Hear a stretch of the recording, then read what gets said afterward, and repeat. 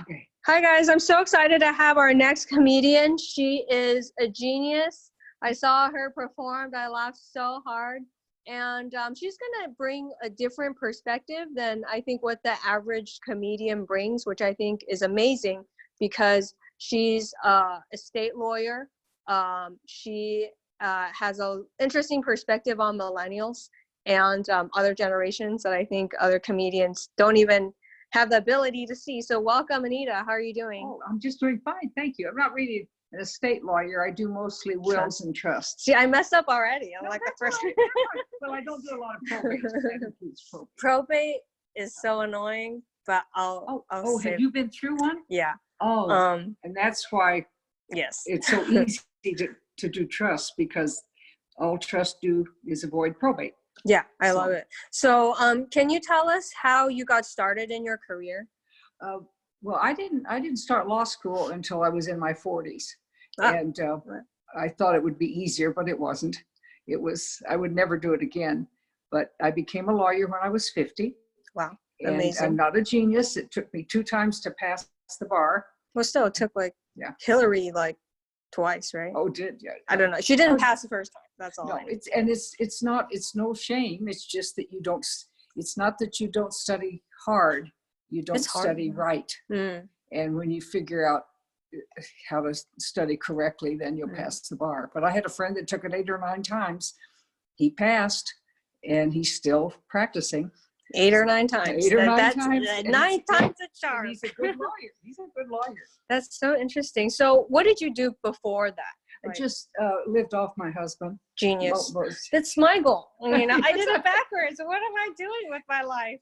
So how did you meet your husband? Because you kind of talk about we were kind of high school sweethearts. Oh, that's so and he was the only man I ever married, even though I make fun of him in my set. Hilarious, yeah, by the way. And I used to use an old line. It's not my line, but when he was alive, I would say, if I'd killed him the first time I thought about it, I'd have been out of jail by now.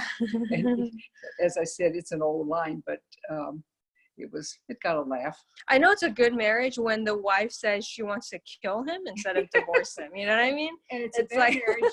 Yeah, it's just, yeah, exactly. I love it. So, what was it like just going through law school it was hell. It was hell. I had my younger daughter was still in high school. Oh my God. And you would think, oh, she'd be fine.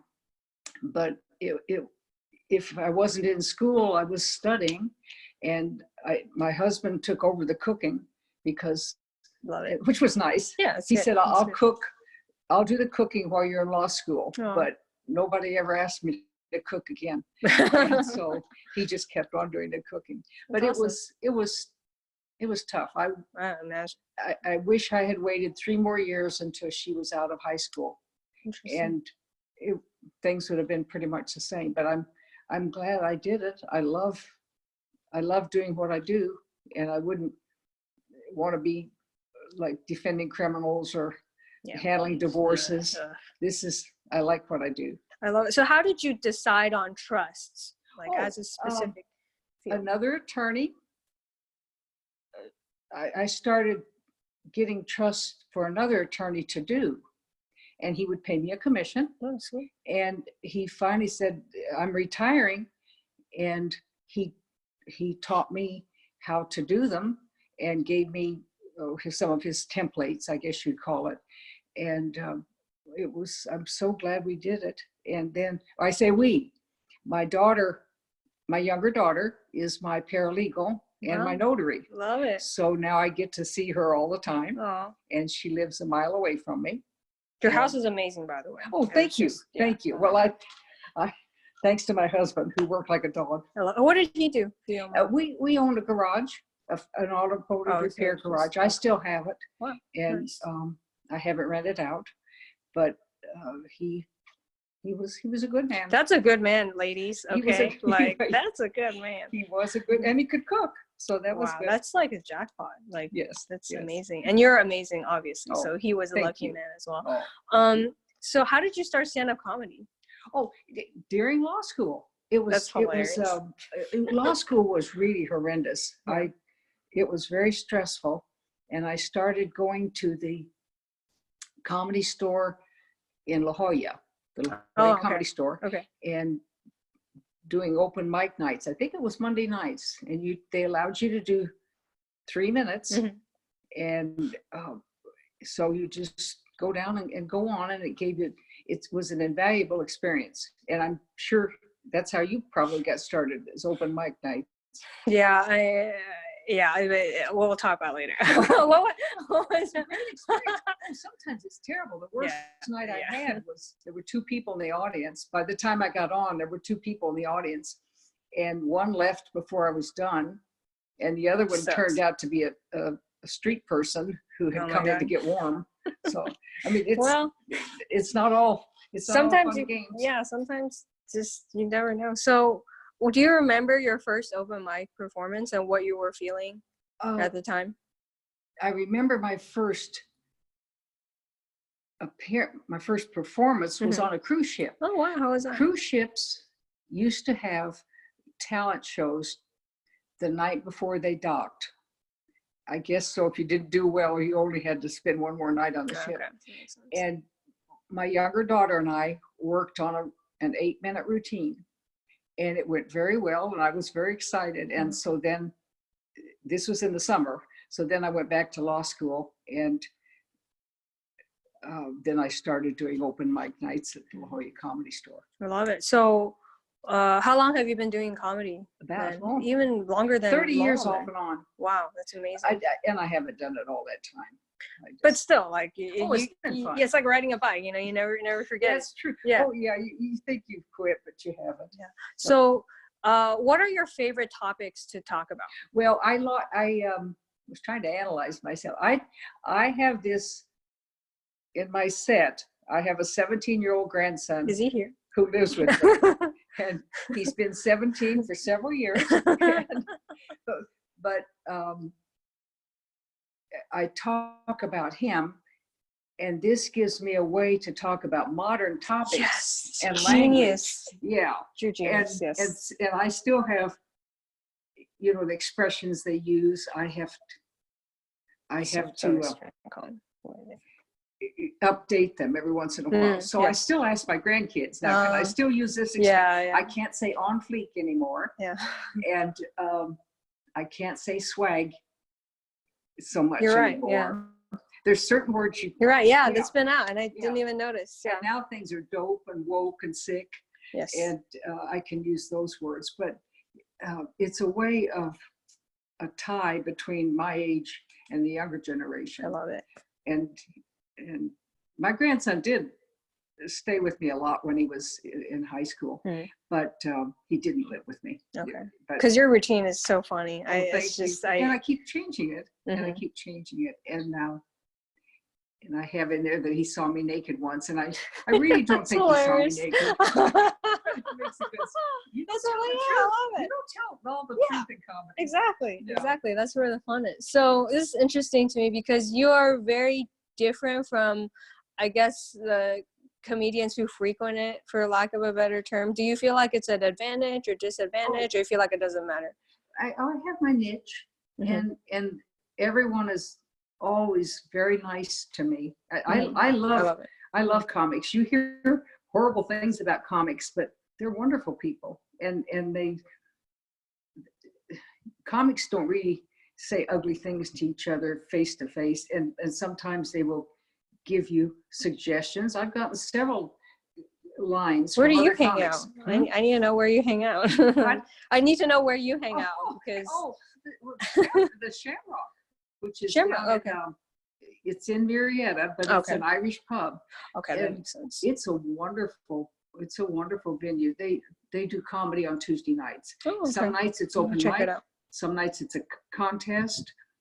I'm going to be headlining in April for my 84th birthday. Wow, happy birthday. That's amazing. Yeah, and I'm going to promote your show. About that. Yeah, that's great. But as to my age, I get certain gigs that are good for, such as at retirement communities, and for seniors, and we did a show not too long ago at a memory care facility. Oh, okay. And Can they remember? I'm sorry, I just. I was terrified. I thought they're going to all just sit there and stare. Yeah. At me. But the families came Right. of the patients, Oh, so it nice. was very rewarding because the families were receptive and the patients got a nice nap. So that's I love it. That's amazing. So, what are your favorite audiences to perform in front of? Oh, well, I like seniors because they understand everything I'm saying. Yeah. And but I've never really had an audience that I felt that made me feel like, what am I doing here? Because you're a classy comedian. Like, oh, your stuff is funny and you're a respectful person, you know. That's nice. Have you ever been heckled? Not much. That's great. And I'm so glad because Yeah, I can't handle, I don't know how you handle it, but I don't know how I would handle heckling. But I think part of it's my age, that there's a certain amount of respect. Right, yeah, for sure. And your material. And besides, I don't hear very well. If they, I'm not sure. Maybe they're heckling and I'm not hearing it. That's hilarious. It's so funny. What advice do you have for comedians just starting out? Just get on stage. As you know, get on stage as often as you can. And I think some comics, when they're starting, they feel as if they have to have new material every time. But you get a core set, and then you expand on it, or people will make suggestions, and you just expand it. I mean, I have about a 40-minute set, and I don't make a lot of changes. I've got some new stuff I'm trying, but it's just keep at it and keep in what works. And if something doesn't work and it doesn't work after 2 or 3 times, maybe you should take it out. You get fond of certain lines and you just hate to throw them out. You think they're funny, the audience doesn't. Yeah, it's true. I love it. So what do you think is the biggest difference between being a lawyer and a comedian? Oh my goodness. Oh, I know. I make money.